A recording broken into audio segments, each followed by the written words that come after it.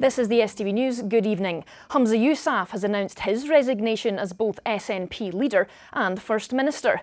He goes after ending a power-sharing agreement with the Greens and facing a no-confidence vote in him and his government. Our political correspondent Humza Yousaf tells the story of his resignation. 4 days after ditching the deal with the Greens, good afternoon. The First Minister was back behind the Butte House lectern.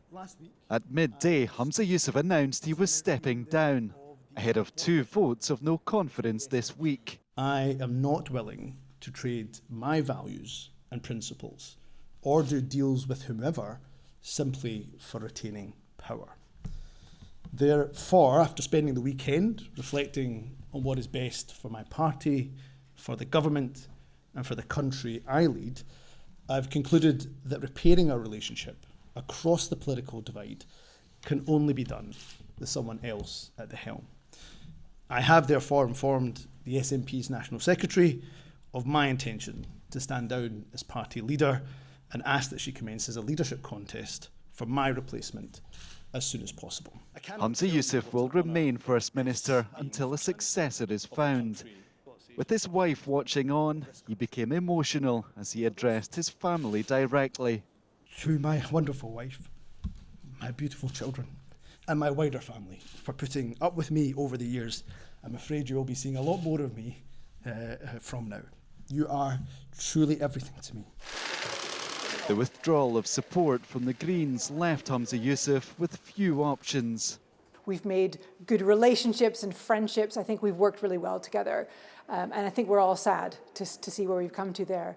But on the political side, it was a political decision that he made last Thursday to unilaterally end the Butte House Agreement. And today's announcement is the inevitable consequence of that. Suggestions of an arrangement with the Alba party had not gone down well with some within the SNP. I'm not sure how anyone in the SNP could object to the idea of progressing towards independence. That was one of my key themes where I wanted to see progress. So I'm not sure what that says about the SNP, that they were unable to consider putting progress on independence and protecting women's rights at the heart of government.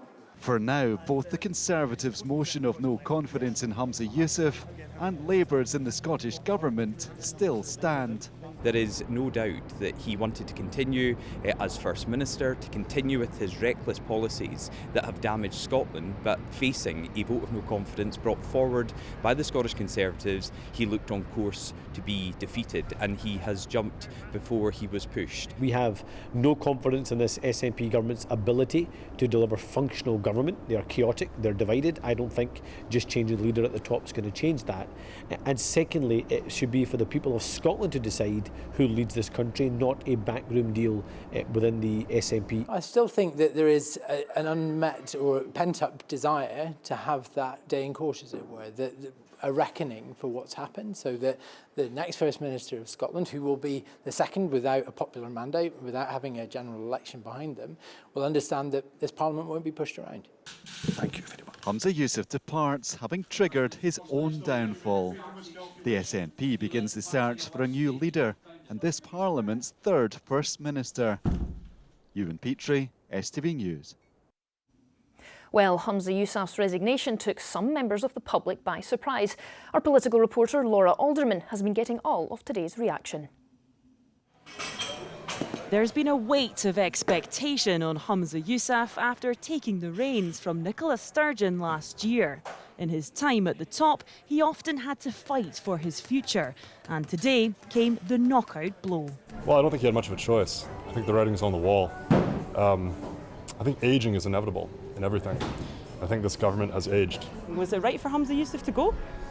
I don't know whether it was right for him to go, but I don't think there's anybody to choose from to replace him, which is the bigger worry. I've been a big supporter of the SNP for a long time. I think we just need to find stability as soon as we can, really. In Dundee, close to where Humza Yousaf lives, shoppers' opinions were split. Not a fan at all. And I hope Labour get in. Just feel quite sad for him. I mean, I'm not into politics, and I just think he's had a really rough ride of it. Best thing that could have happened. Yeah. Do something for Because he's not got a clue what he's doing. It's all right. He wasn't as good as Nicola Sturgeon. While the First Minister has a personal connection to the conflict in Gaza, demonstrators camping outside Holyrood say it's not been enough. As much as he's taken a very strong stand, I think much of his stand has just been words. As the first Scottish, Asian and Muslim First Minister, many insist his tenure has been inspirational. It's been beautiful, I would say. In fact, it's perhaps an odd word to use, but you know, as Humza's quite often said, 10, 20 years ago in his resignation speech, a person like him or a person like me or a person like many other people who live in Scotland perhaps wouldn't look to be involved in government. There was one small victory for the SNP today, being crowned top dog at a Holyrood competition. But the hurdles the party now face are a lot bigger than these ones. Laura Alderman, STV News, Edinburgh. That's the news now. Sean has the weather forecast. Light winds rolling in from the west. We'll be joined by some very welcomed ice creams. TUI sponsors STV Weather. A very good evening to you. Forget the cold weather charts. I've been really using them quite a bit over the last couple of weeks. This week it is all about a plume of warm air coming in from the continent. Not great news if you're watching from the east though, because we're going to get a bit more of an easterly later on the week, cloud and drizzle, but great news if you're watching from the west though, because we're going to see the best of the sunshine here and the highest temperatures later on the week. We've got more rain to get out of the way tomorrow, mind you. So today we've seen rain coming in from the south, becoming a little bit drier overnight tonight, and look at that, no minus numbers on the map. That makes a wee change, doesn't it? 5 to 7 degrees Celsius, so a fairly mild night despite the fact we've got some clearer spells developing a little bit later on in the night.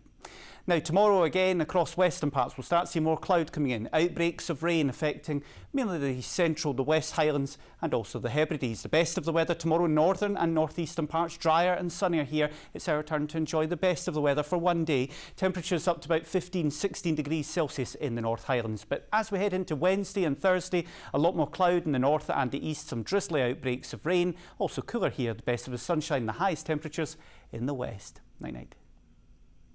TUI sponsors STV Weather. That's all from the late news team here, as yet another significant day in Scottish politics comes to a close. But first, there's more next on Scotland Tonight. Have a good evening. Bye-bye.